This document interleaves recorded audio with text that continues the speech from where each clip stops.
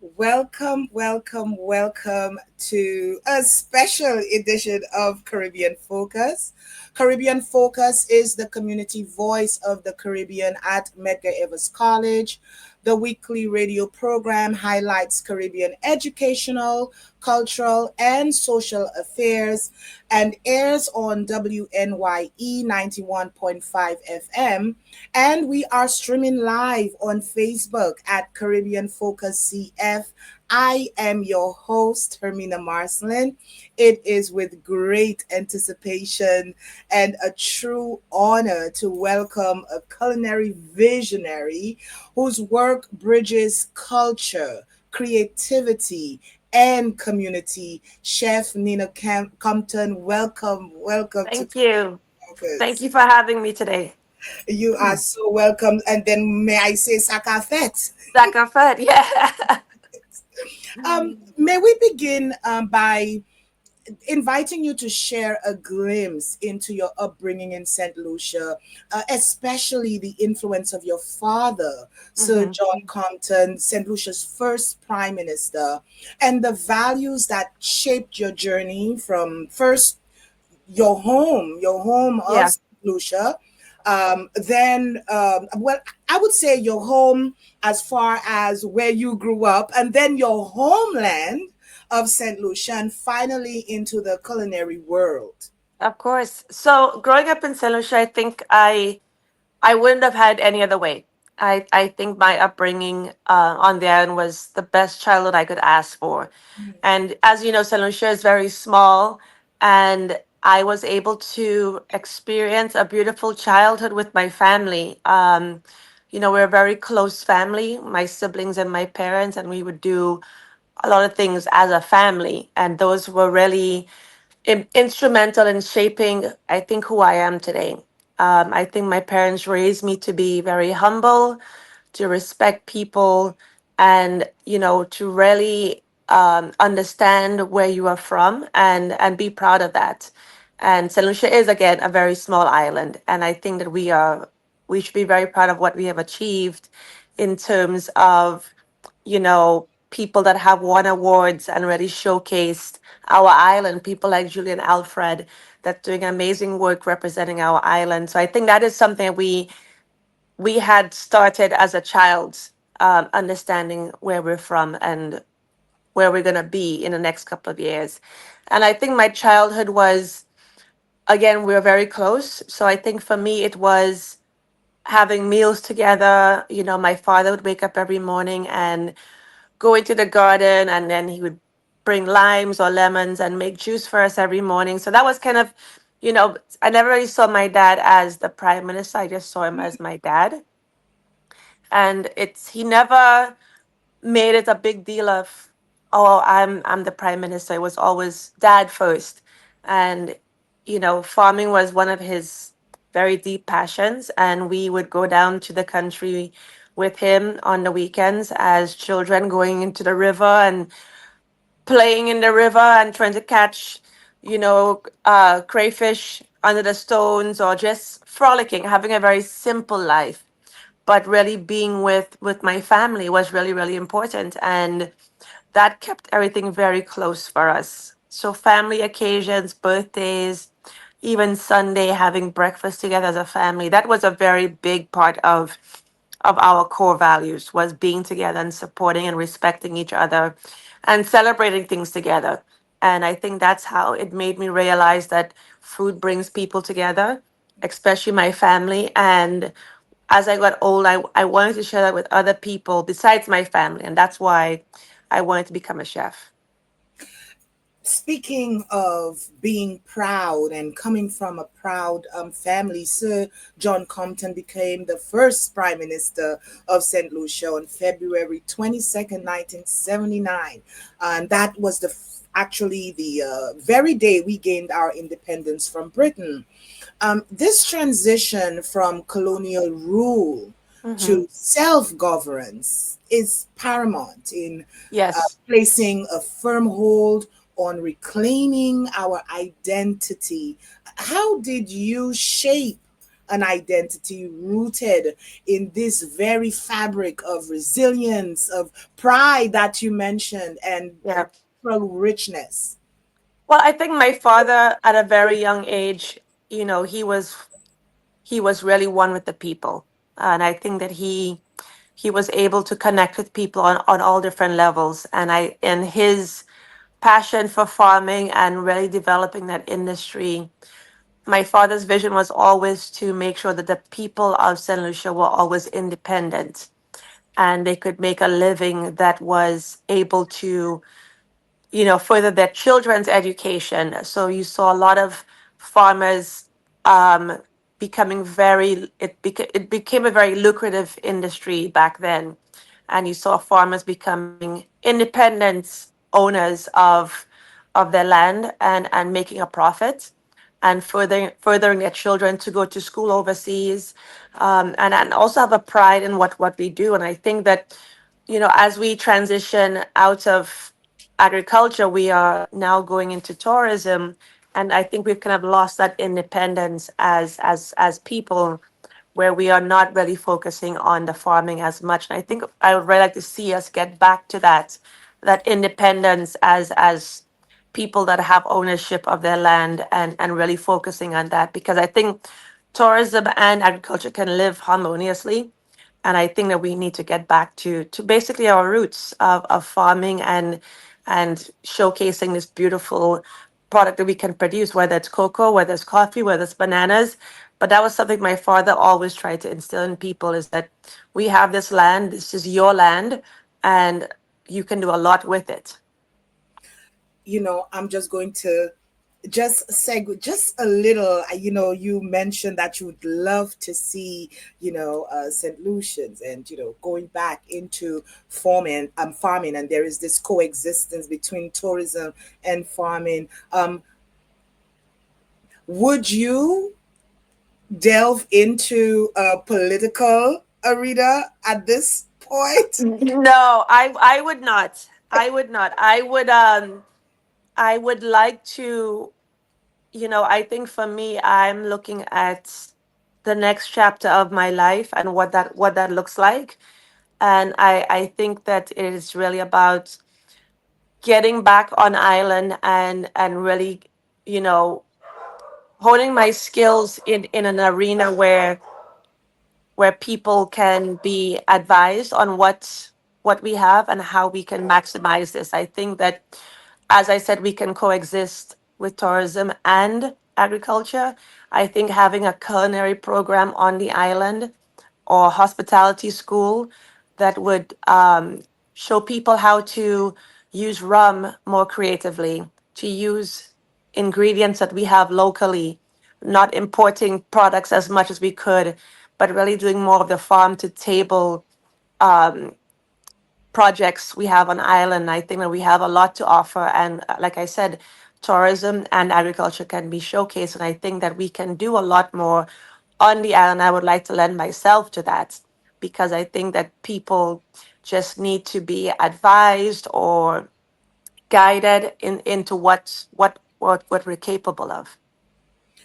I want to stay a little longer with our prior question on identity. Derek Walcott, St. Lucia's poet laureate, Nobel Yes. laureate, and playwright, devoted his life's work to exploring the Caribbean cultural experience. And he gave a definite explanation of this. He calls it the penalty of colonial rule. Let's take a listen to a short, a snippet of this interview.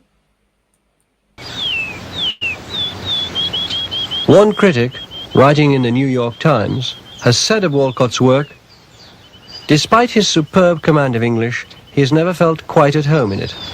The paradox of a colonial identity is that it both liberates and oppresses, offering freedom from a dominating tradition, yet robbing the poet of any natural claim on the language."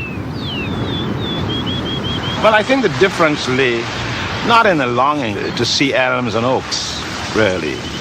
The point was the alleged embarrassment, supposed embarrassment the presumed disinheritance, the presumed inferiority of mangoes next to elms or palm trees next to eucalyptus or pines or something. That's the penalty that colonialism brings with it, that everything becomes less than its alleged, superior, its alleged original. Um, and that's the sort of distinction I was trying to make in terms of not wishing that the climate were different, but beginning to realize, and it's a very simple answer, it is simply that those things are named by the literature. Somebody in Warwickshire who says elm, right, says elm. But if Shakespeare says elm, then that's a noble tree. The difference simply is that there was no articulating of that vegetation. It was not sanctified by literature or hallowed by that experience. But the people of my generation who were beginning to write about it, who hesitated on the fringe of writing down the word breadfruit, on the fringe of writing down the word mango, didn't mean that the mango was not a beautiful tree.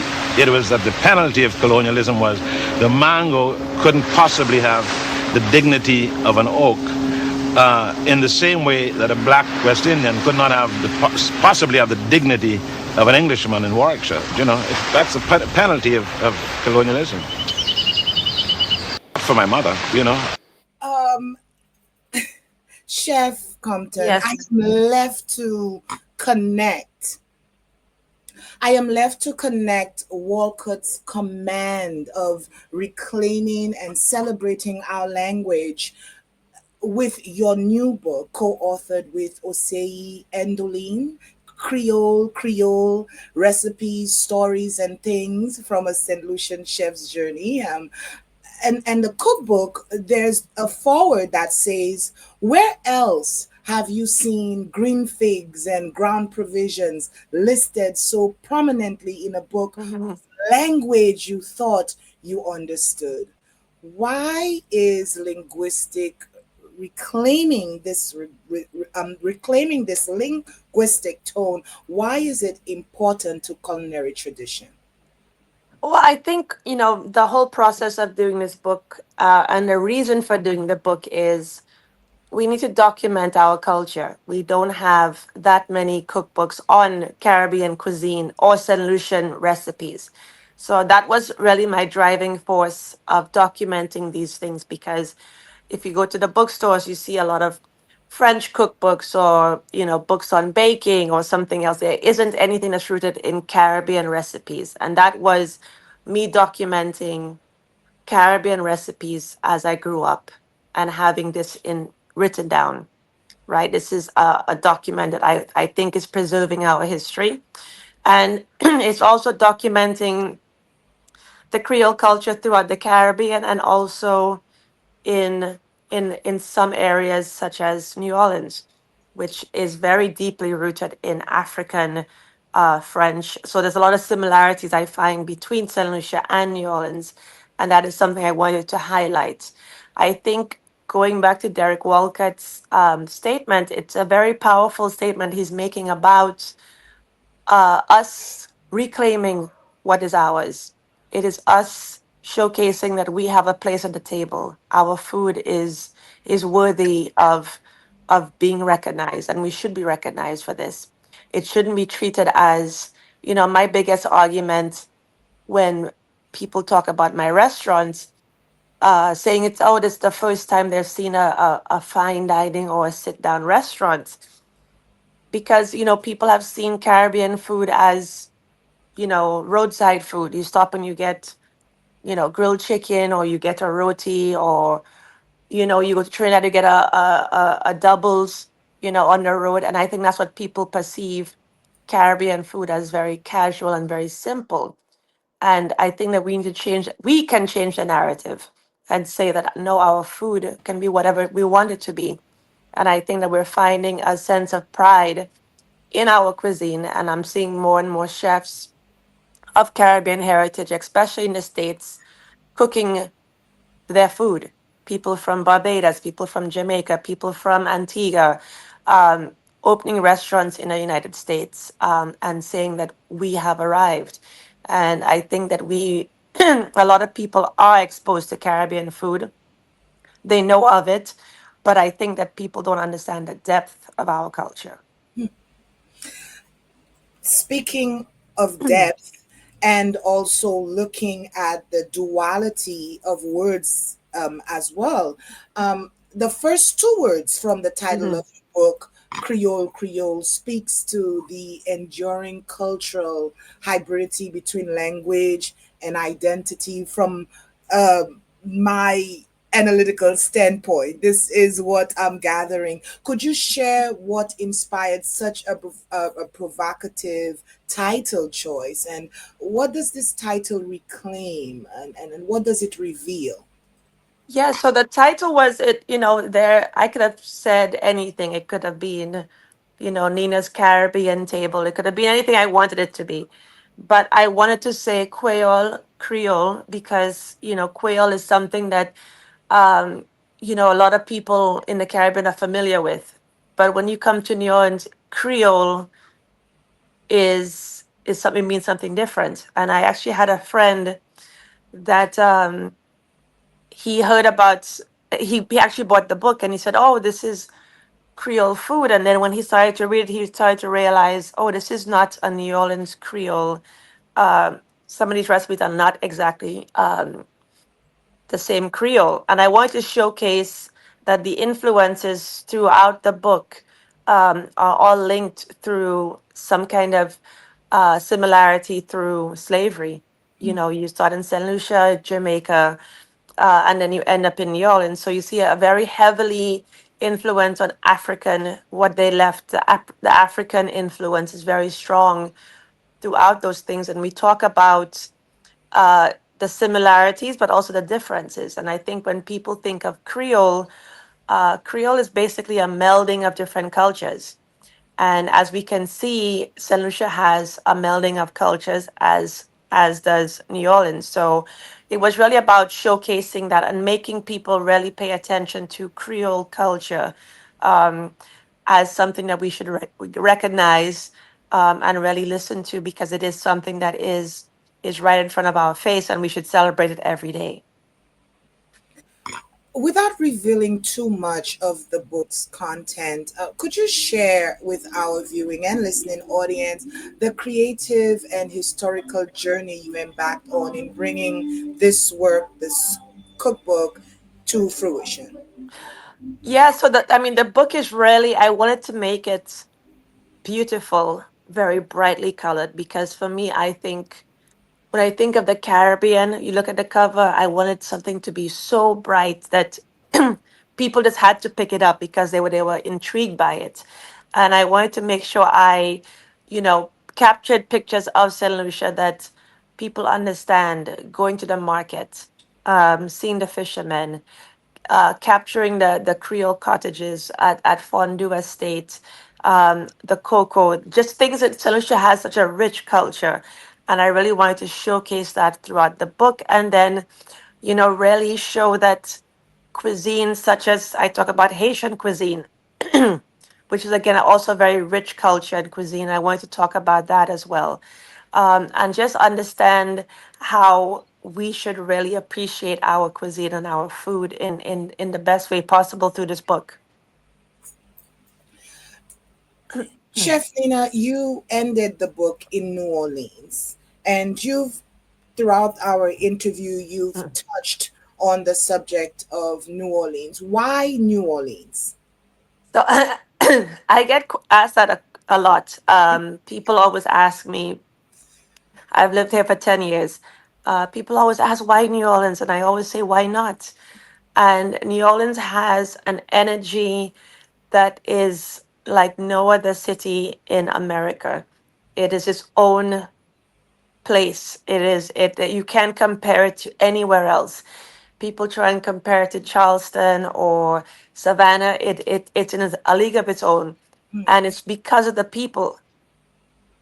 The people really make New Orleans because the culture is so deep and rich, and they preserve it and they celebrate it every single day through the food, through the music.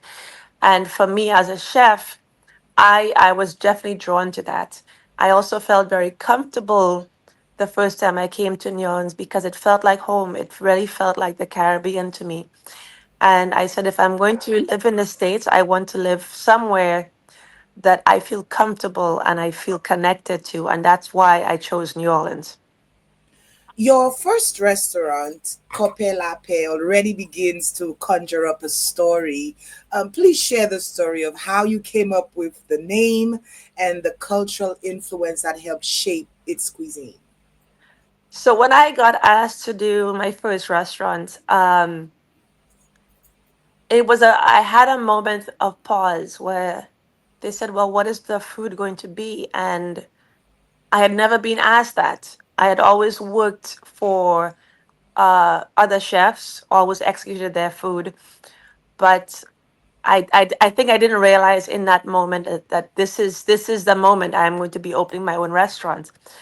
And I paused for a second. I said, it's going to be Caribbean cuisine. And they said, okay. And they nodded their head in agreement. And then I started to think to myself, okay, what am I going to put on this menu?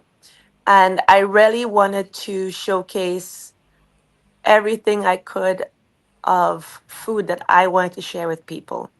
And I remember putting the curry goat on the menu. And my husband said, well, because curry goat that's my comfort food. I really enjoy it. And it's all throughout the Caribbean, you find curry goat.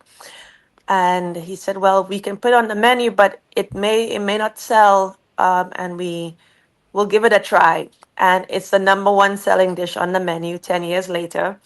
It's the most recognized dish that when people come, they know about this dish because they've read about it in numerous publications. So I started to get more and more creative, and the restaurant just turned 10 in June, and I'm looking at what does the next 10 years of this restaurant look like, and how do I want to showcase recipes or flavors that people are not familiar with, things that we only in the Caribbean may know. And I wanted to share that with people to understand all the different dishes.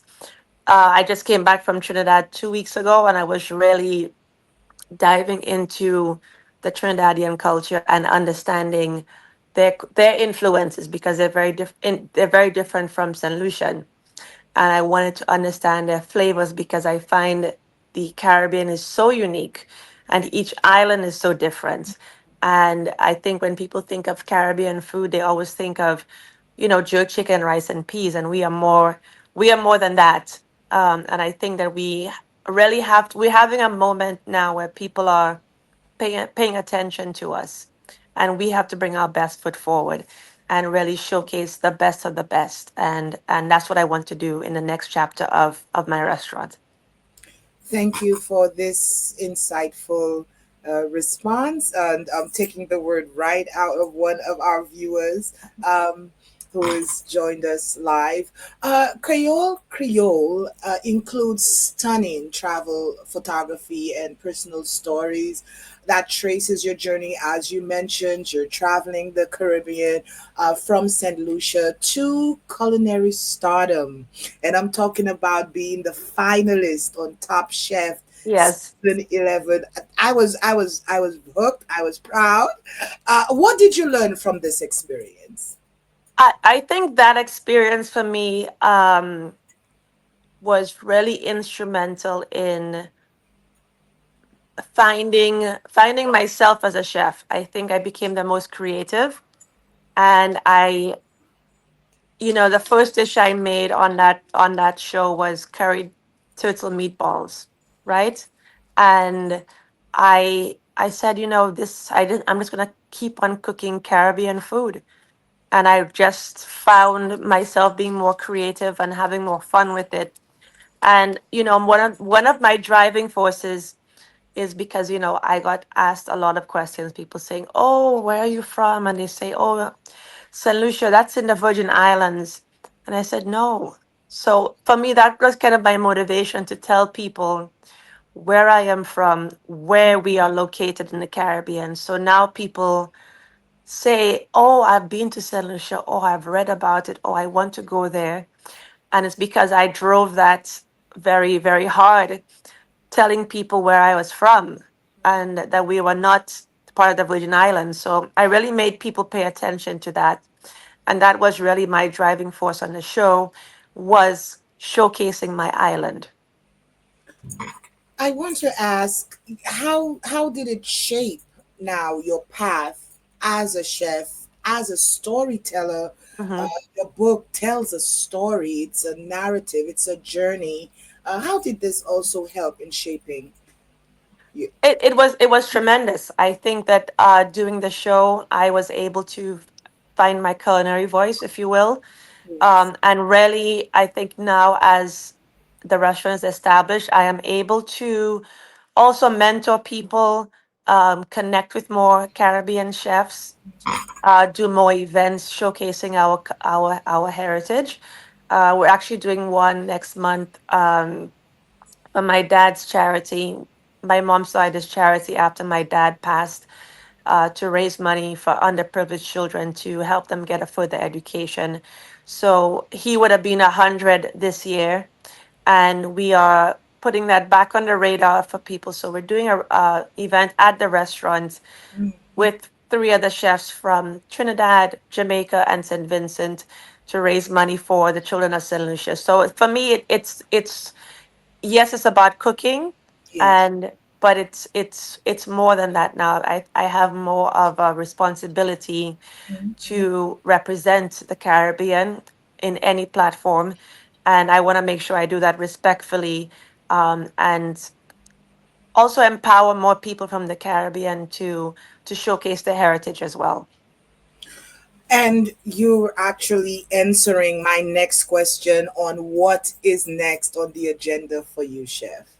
Well, the next is to again continue spreading the Caribbean cuisine gospel, but also I really want to you know venture back to working on projects in St. Lucia to again, if we're gonna make tourism our number one um, industry, we need to fine tune things. So I think giving some kind of course for people to go to do culinary classes, to understand cuisine, to showcase more local ingredients, and also do something with the beverage as well. I think training is something that can set us apart.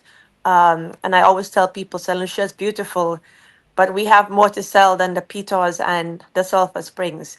And I think that we need to make us a fuller package, if that makes sense. Makes perfect sense. And I'm looking forward to visiting. When can I visit? I want to visit when you're there and for us to reconnect. I would love to visit New Orleans. Yes, it is definitely somewhere I tell people this. I mean, we have people from all over the Caribbean come, and the second that they come to New Orleans, they always said they're in love with it. I've never met a single person that said, "Oh, it's okay." Everybody is saying that it's beautiful. They love it. The people, the food, the energy. So I definitely invite people to come to New Orleans and come to the restaurant. Thank you so much. Chef Nina, you are an inspiration. You are the embodiment of what Derek Walcott speaks of when he pleads to us to bring language and to make sure that we are using the language to reclaim our identity. I believe you're embodying this. Your book really reclaims that language and give this prominence to dishes that many would consider, roadside dishes, right? And Right. gives this class that it well deserves because it is part of our identity. I believe that you are doing that and you're doing it very well. You are invoking the linguistic reclamation, reclaiming, and I want to thank you. Thank you for your contribution in this effort. Thank you so much.